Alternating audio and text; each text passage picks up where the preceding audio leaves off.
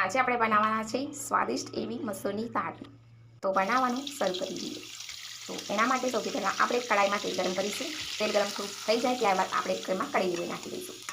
કઢી લીમડી થોડી શેકાઈ જાય ત્યારબાદ આપણે એમાં પાતળી સમારેલી ડુંગળી એડ કરી દેવાની છે અને એમાં મીઠું પણ એડ કરી દેવાનું છે।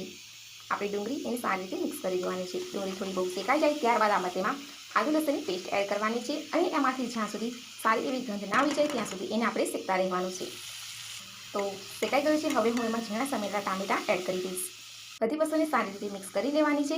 ટામેટાં આપણા શેકાઈ જાય ત્યારબાદ આપણે તેમાં મસાલા એડ કરવાના છે।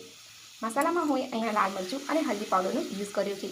જો તમને વધારે મસાલા એડ કરવા હોય તો તમે કરી શકો છો। અમારા ઘરે આ જ રીતને બને છે તો હું એ જ રીતને એડ કરીશ। હવે એમાં બાફેલી મસૂરની દાળ એડ કરવાની છે। બધી વસ્તુને સારી રીતે મિક્સ કરી દેવાની છે અને 5 મિનિટ સુધી તેને ઉકાળવા દેવાની છે। તો તમે જોઈ શકો છો આપણી મસૂરની દાળ બનીને બિલકુલ રેડી થઈ ગઈ છે। જો વિડીયો પસંદ આવે